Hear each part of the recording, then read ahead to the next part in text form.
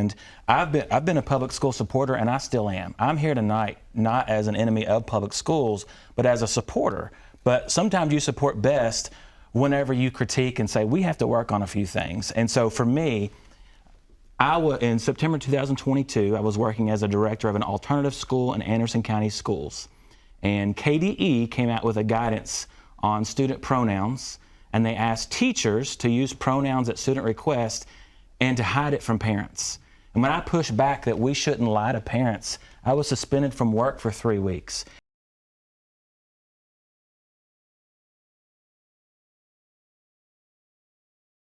And so that was really, my wife and I, we felt a lot of tension in schools. The behavior was getting worse. The teacher shortages were compounding. Teachers aren't happy in schools. And Amendment 2 is a way of empowering parents. I am not in any way alarmed of giving people a choice on the Constitution. When I think about the common schools, I think about the common good.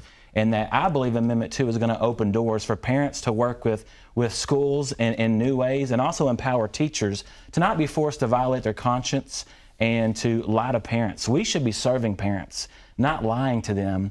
And, you know, when I think about all of the litigation that's been mentioned tonight, I'm not a lobbyist. No, I'm not paid by anybody to be here. I'm a father who pulled my children out of public school and moved them into private.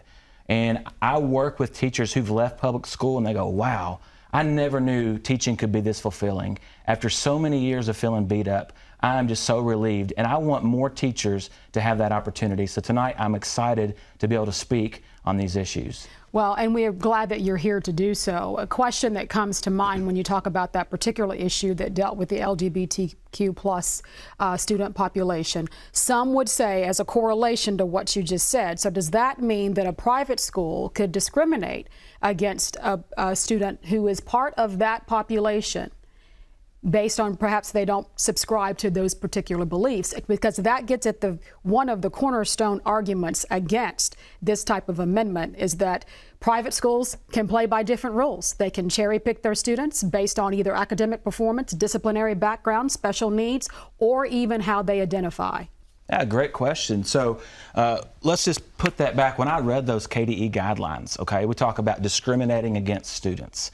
When those KDE guidelines came out, they mentioned microaggressions. So like if we had a student in a public school who was uncomfortable calling a student by a different pronoun or a name based on their religious faith, that they could have gotten in trouble from their principal. They could have been held, you know, responsible for breaking the school rules.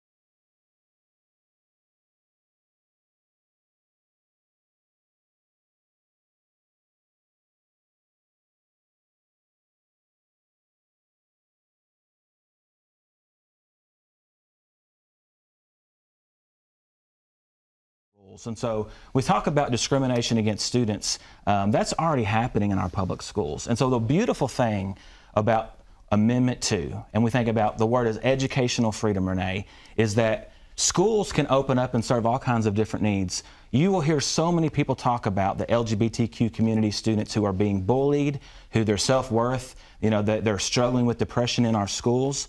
They would have the opportunity to open up schools that could serve those students' needs. I think it's a beautiful thing to allow teachers to be able to create settings and niches for students to get what they really need.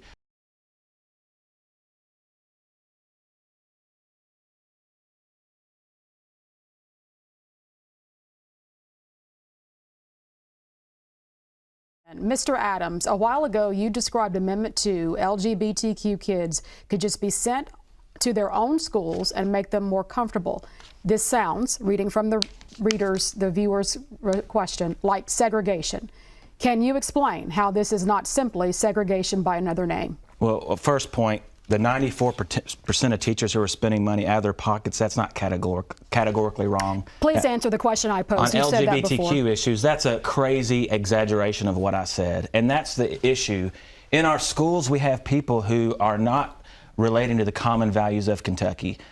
Parents don't want their kids going to school and being sexualized by pornographic books and all these other things. It's a crazy idea to mention that I was even hinting at that. I was in education in a classroom as a principal for over a decade. I did not have one single complaint against me for disrespecting a student. I knew that every student that walked into my school, whether they shared the same faith or beliefs, I was going to be respectful towards. And I saw so many teachers who were doing a great job, who disagreed with me on everything, but they did the same thing. But the problem is, our KEA, they don't have the courage to advocate for schools to stop pushing these ideas.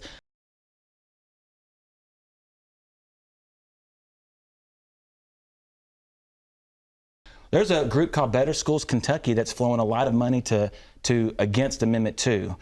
I'm going to challenge teachers and parents to go look at their website. Better Schools Kentucky, look it up. There's not a single idea on their website to make Kentucky schools better. It just has a list of 2 candidates.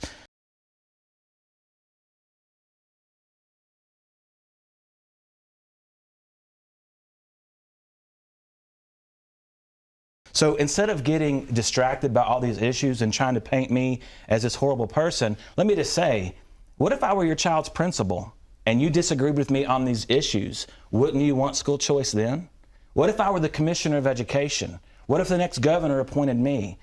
Teachers and parents need to vote yes on 2, because right now, voting no might seem right, but 5 or 6 years down the road, they might regret giving themselves the right to channel the funding. I'm okay if people dislike me because they misunderstand or they want to automatically call me names. But I am standing up so parents don't have to send their kids to school and then be lied to about what's going on. And I would love to hear how the KEA and all these groups feel about that. Where were they when Senate Bill 150 was on the books? Are they actually interested in what parents and teachers think?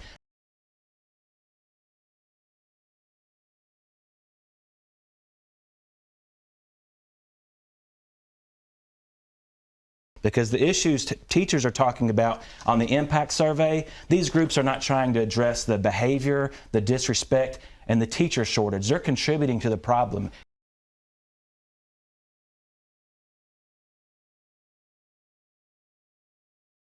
And Amendment 2 is the solution. Okay.